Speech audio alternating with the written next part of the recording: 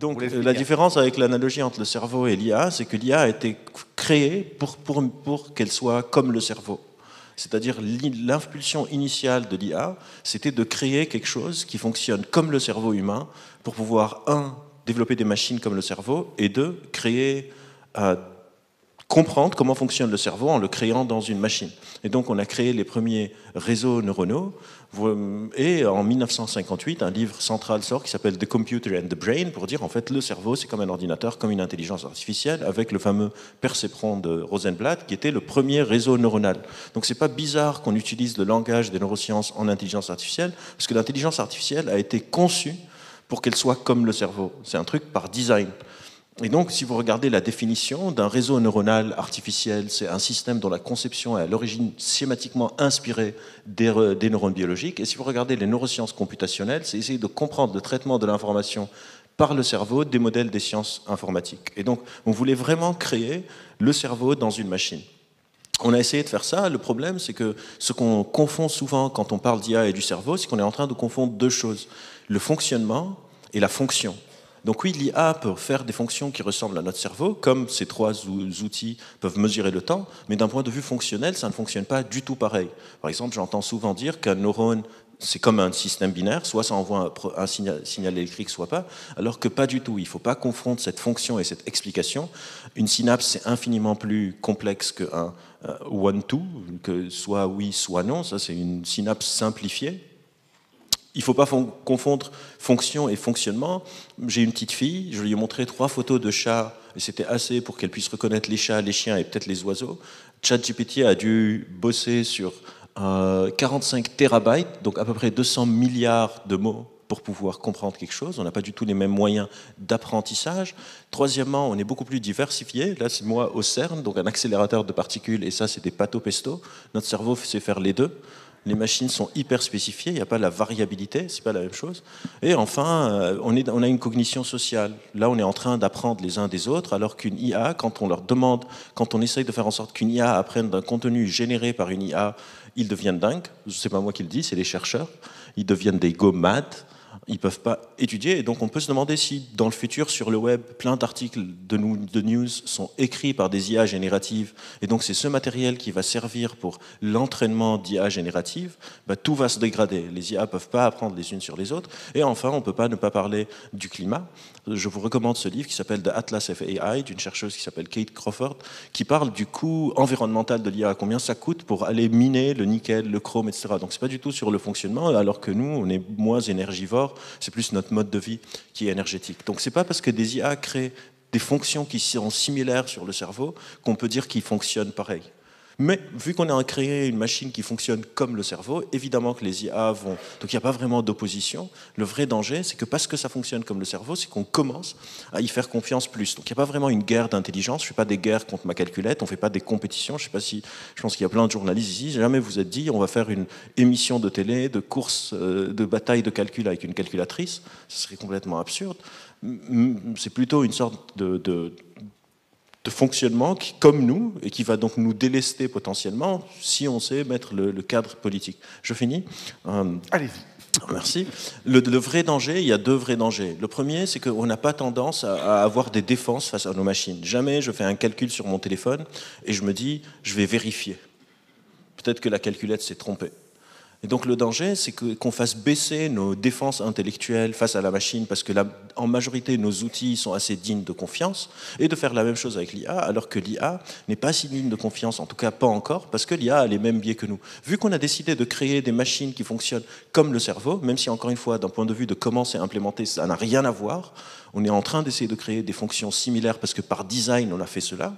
Et il se trouve qu'on a aussi codé dans notre machine des biais cognitifs. Les biais cognitifs dans l'IA, souvent, ont 4 sources d'existence. Soit les données sont discriminatoires, et donc les biais vont émerger dans la qualité des données.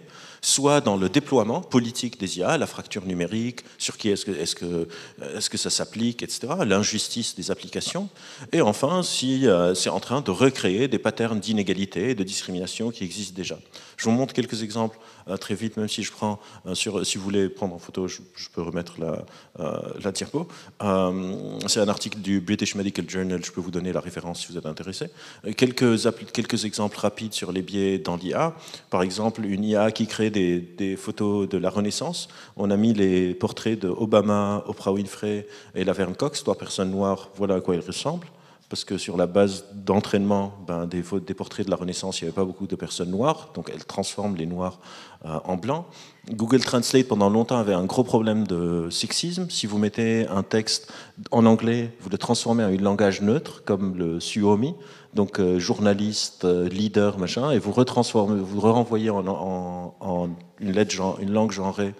Si vous voyez quelque chose d'assez particulier se passe, le journaliste, le leader, c'est lui, épuisé, a un petit-fils, c'est elle, il bosse, elle a mal à la tête, il a une voiture, elle s'occupe des enfants, il s'occupe de la maison, en sachant que le texte initial, c'est pas le texte au-dessus, vous l'avez pas sur cette diapo, c'était « She is a journalist, she is a leader, he is exhausted », etc. Et donc, il y a une inversion, heureusement, ils sont en train de les corriger. Aujourd'hui, Google Translate vous met, si c'est développeur ou développeuse, et donc, en gros, pour conclure, pour qu'on ait le temps et je sens une présence ici. Donc, notre cerveau fonctionne avec des biais. On a créé l'IA, c'est pas bizarre qu'on utilise le langage du cerveau pour les IA parce que c'est par design, c'était l'insufflation initiale, c'est de créer cela. Malheureusement, au fil du temps, on a quasiment complètement abandonné la quête relativement vertueuse d'essayer de comprendre le cerveau grâce aux IA. Et aujourd'hui, les IA sont devenus juste des produits un peu consuméristes. ChatGPT, Midjourney, remplacer les journalistes, remplacer les psychologues, remplacer les neuroscientifiques. On a un peu abandonné la recherche fondamentale qui était assez féconde. On a compris plein de choses sur notamment la vision et le mouvement grâce à cette impulsion initiale d'essayer de créer des choses comme le cerveau pour comprendre le cerveau. Ça a été abandonné. Il ne reste que cette mini-guerre d'intelligence qui est vraiment pas très intéressante ni intelligente, pour vous dire vrai. Et dans cette copiage de fonctions, on a aussi copié nos biais. Et on est donc très très loin. Il faut faire très attention de ne pas traiter l'IA comme une traite notre calculette, comme on traite un mètre ou un thermomètre, et de garder nos défenses intellectuelles assez élevées face à ces nouveaux outils qui vont sans doute s'améliorer et peut-être gagner en confiance avec le temps.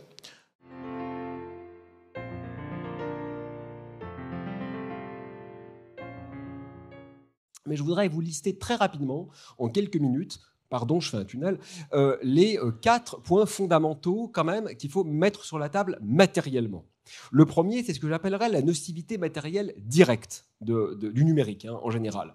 La pollution, vous savez qu'il y a plus de 50 métaux rares dans un smartphone. En particulier, bien sûr, on peut penser au mercure, à l'arsenic et au cyanure utilisés dans les mines. Des effets rebonds systématiques, c'est-à-dire que même quand vous gagnez, vous perdez. Si vous avez une hausse d'efficacité, elle est toujours surcompensée par la hausse d'usage. Donc vous perdez à 100% des coûts. Une dématérialisation illusoire dans 60 branches de l'industrie qui ont fait ce cheminement vers la dématérialisation numérique. Dans toutes d'entre elles, la quantité de matières premières a augmenté. Ensuite, vous voyez que la croissance du numérique est d'environ plus 10% par an, alors que pour tenir les accords de Paris, il faudrait être à moins 5% par an.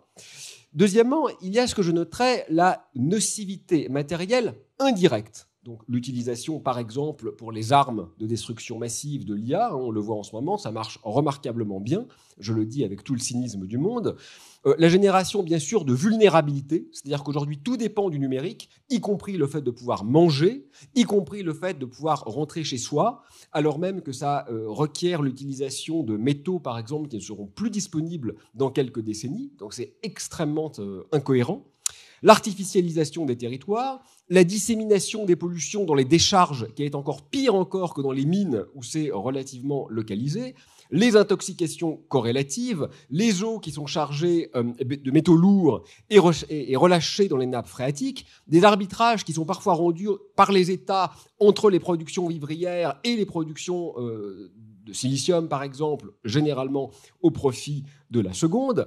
Et puis, troisièmement, il y a ce que j'appellerais les nocivités immatérielles directes. Donc l'addiction, la précarisation, l'existence des travailleurs du clic qui sont sous-payés et confrontés à des contenus ultra-violents toute la journée, donc le colonialisme sous-jacent, lui-même associé à une très forte prédation des ressources, le développement d'une économie de l'attention, le développement des outils de surveillance de masse, qui est d'ailleurs déjà à l'œuvre, le soutien implicite à une organisation fondamentalement inégalitaire, la généralisation des fake news et l'arrivée d'une sorte de néo-animisme réificateur. Et enfin, quatrièmement, et c'est mon dernier point, ce que j'appellerais la nocivité immatérielle indirecte, c'est-à-dire la perte du lien avec les choses, avec les gens, une sorte de décompréhension du monde et une situation dans les mots d'Illich de monopole radical des machines, c'est-à-dire que non seulement elles prennent tout l'espace, mais on n'arrive même plus à imaginer comment faire sans, alors même qu'il y a 20 ans, on faisait très exactement la même chose sans leur utilisation. Des phénomènes de sédentarisation, de fétichisme consumériste, de rapport compulsif au contenu, d'amnésie sélective, de corroboration systématique d'une vision scientiste et quantifiée, et finalement de l'impossibilité même, par le fonctionnement en interpolation d'idées disruptives qui sont pourtant très exactement ce dont nous aurions besoin aujourd'hui. J'en ai fini pour ces aspects factuels que j'emprunte d'ailleurs très largement à des travaux de Romain Couillet, qui est peut-être présent, et de Grégoire Poissonnier, qui sont deux éminents chercheurs grenoblois.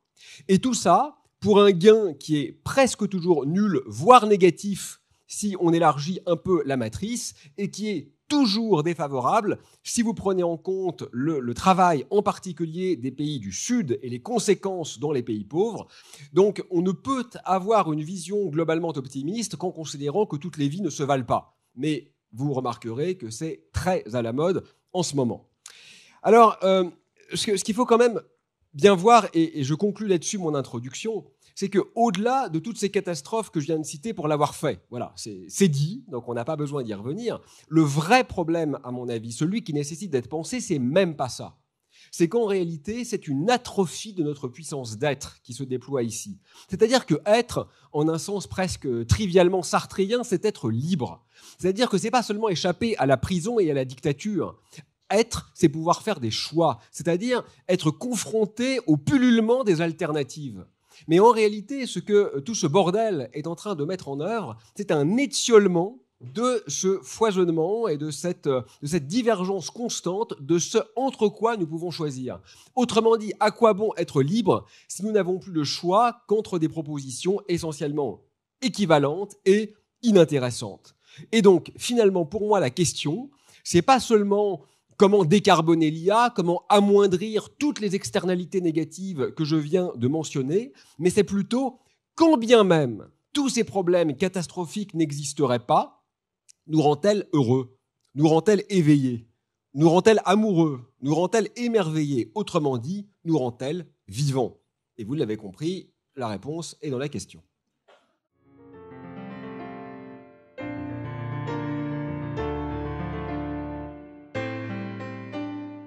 Nous sommes, en tant qu'êtres vivants et pensants, des êtres qui interprétons, en fait. Nous ne calculons pas, hein, même s'il y a beaucoup de scientifiques aujourd'hui, ou en tout cas de technoscientifiques, qui sont aussi des entrepreneurs, des industriels, qui tentent de nous convaincre que notre cerveau fonctionne comme une machine à calculer. Mais en réalité, c'est beaucoup, beaucoup plus complexe et nous créons du sens, si vous voulez. Nous sommes dans le sens, nous ne sommes pas dans le calcul. Et donc, l'enjeu, c'est pas de condamner les technologies numériques, c'est simplement de se demander à chaque fois quelle est la part du calcul, quelle est la part de l'interprétation. Et par exemple, c'est très clair quand on compare un dispositif comme ChatGPT, donc ce gros modèle de langage qui génère automatiquement des textes, hein, et une plateforme comme Wikipédia. En fait, dans les deux cas, vous pouvez constater que il y a des technologies numériques dans les deux cas, il y a des algorithmes dans les deux cas, etc. etc. Mais la place les rapports entre calcul et interprétation ne sont pas du tout les mêmes dans les deux. Pourquoi? Parce que sur Wikipédia, vous avez une plateforme numérique qui sert à quoi? Qui sert à partager les interprétations diverses et variées de différents individus ou de différents groupes, qui vont ensuite entrer en débat, il va y avoir du conflit, des controverses, etc. Mais précisément, en raison de ces débats, de ces conflits et de ces controverses, on va avoir des savoirs qui vont non seulement être fiables et certifiés, parce qu'ils sont discutés par les pairs, certifiés par les pairs, donc ils peuvent créer de la confiance et du crédit du point de vue de ceux qui les lisent, de ceux qui les reçoivent, et en même temps, on va avoir des savoirs qui vont tendre à toujours se renouveler. Donc, même si effectivement il y a des mécanismes de censure, des mécanismes voilà, problématiques sur Wikipédia, comme dans tout dispositif, on va dire institutionnel, collectif, etc.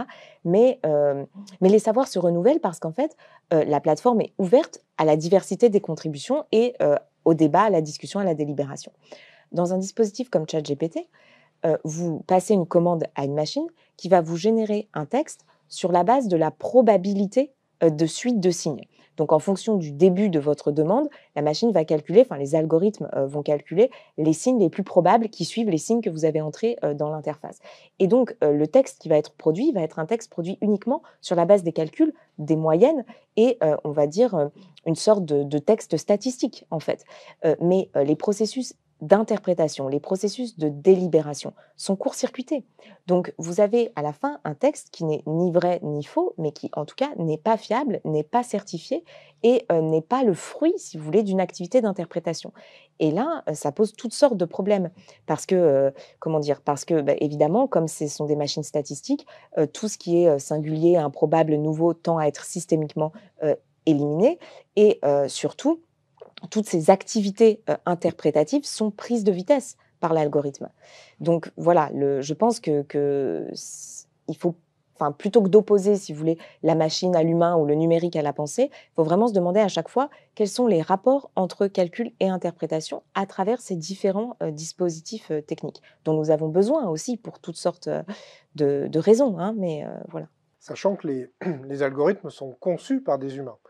Et d'ailleurs, même la base de connaissances de ChatGPT a été, j'allais dire, nettoyée par des êtres humains, hein, parce que l'intelligence artificielle fonctionne toujours de la même manière, avec au départ du in-out ou de ça marche pas.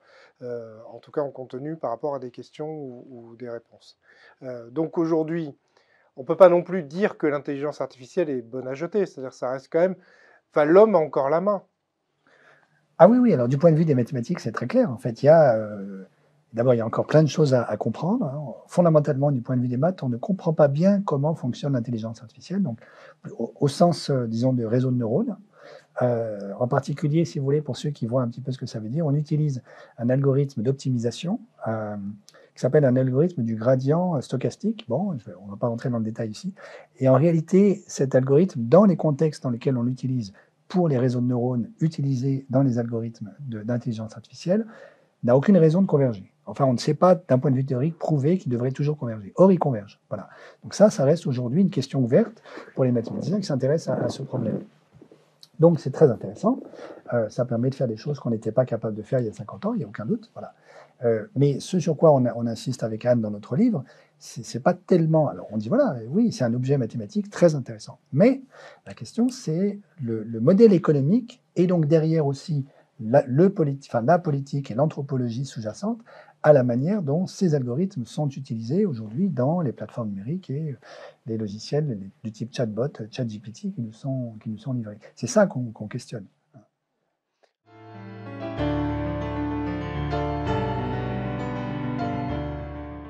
Pensez-vous que l'intelligence artificielle sert majoritairement des intérêts d'entreprise ou des États très orientés, très éloignés du bien commun? Vous me posez une question qui est absolument immense. Il faudrait 3 heures pour y répondre. L'IA est ni bonne, ni mauvaise, ni neutre. Elle est ambiguë. Elle est ce qu'on en fait. Elle est ce qu'on en fait. Et elle est ce qu'on en fait et ce que l'on en a fait. Qui l'a fait? Comment on l'a fait? Quels sont les biais? Et évidemment, elle est fonction des biais, et vous savez mieux que moi tous les biais qui peuvent être racistes, sexistes, des IA. Ou inversement. Absolument. Qui peuvent être ultra woke, ultra friendly avec... Totalement. Donc pour le bien commun, moi ce que je peux vous répondre, c'est que, parce que je reviens à ce que je maîtrise mieux, et on parlait d'environnement, mais l'IA n'a pas été, et le numérique n'ont pas été déployés au service de l'environnement. C'est pas le sujet.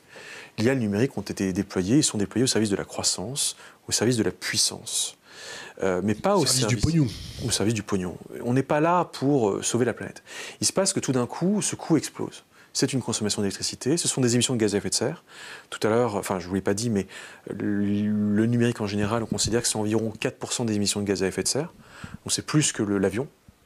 et ce chiffre-là pourrait augmenter, ça dépend des scénarios. L'ADEME fait des scénarios, mais dans des scénarios, dans les tendances et les dynamiques business as usual, où on ne change rien, ce coût-là va exploser. Et tout d'un coup surgit ce débat qui est un véritable sujet, qui est perçu comme étant un enjeu de réputation par l'industrie des centres de stockage de données, l'industrie numérique au sens large du terme, qui veut en fait faire coïncider numérique, croissance, enrichissement et environnement. People, planète, profit. Une quadrature du cercle. Et je ne crois pas un instant à ce vernis-vert. Je ne pense pas un instant que le numérique soit fait pour cela. Aujourd'hui, si vous n'êtes pas dans le numérique, si vous n'êtes pas dans le cyberespace, eh ben c'est la Russie qui est dans le cyberespace, ou c'est la Chine, ou ce sont les États-Unis. Si vous n'avez pas votre propre flotte de satellites qui proposent des services d'Internet spatial, eh bien ce sont d'autres pays, peut-être moins attentionnés et moins bienveillants à votre endroit, qui vont le faire. Si jamais je n'ai pas mes propres antennes 5G, c'est les Chinois, Huawei, qui vont déployer des antennes 5G, et on ne sait pas vraiment ce qu'ils ont mis dans leurs antennes 5G. Donc en fait, nous sommes en Europe, pour prendre l'exemple européen, pris dans une espèce de contradiction totale, une forme de schizophrénie entre la prise de conscience de l'impact croissant de numérique sur l'environnement, et que si jamais on veut le faire coïncider avec les accords de Paris, il va falloir changer sa façon de faire, changer la façon de le consommer, et pour autant une technologisation accrue de nos sociétés et une numérisation accrue de nos sociétés, parce que de toute façon, si on ne le fait pas, eh bien en fait, il est question de souveraineté technologique, de souveraineté géopolitique et de ne pas faire sortir l'Europe de l'histoire. Et vraiment. Et je ne voudrais pas aujourd'hui être un de nos dirigeants qui, probablement plus ou moins conscients de ces sujets-là, mais sont face à une vraie schizophrénie, notre schizophrénie, qui est de vouloir mettre le numérique au service de l'environnement, alors que je le crois profondément, il ne peut pas être compatible avec les accords de Paris, mais tout en ne pouvant pas se passer de cette technologie-là, qui aujourd'hui est concrètement la condition d'une forme de souveraineté dont nous avons besoin dans un monde qui géopolitiquement se tend. Donc qu'est-ce qu'on fait ? Eh bien, on passe des lois pour optimiser. Donc c'est la loi RIN 2021, loi française, sur la réduction de l'empreinte environnementale du numérique. On optimise, on essaye de faire plus avec moins. On demande aux sociétés de data centers de faire plus avec moins. C'est les fameux PIE que j'ai évoqués. Et donc en fait, on ne cesse d'essayer d'optimiser pour pouvoir tenter de faire rentrer des ronds dans des carrés. Mais nous sommes face à une véritable schizophrénie, je crois, et le numérique met en avant, met en lumière les paradoxes de cette dématérialisation qui n'est en fait qu'une surmatérialisation dont on ne peut pas se passer si l'on perçoit tous les enjeux géopolitiques, technologiques qui se trament derrière cette technologie.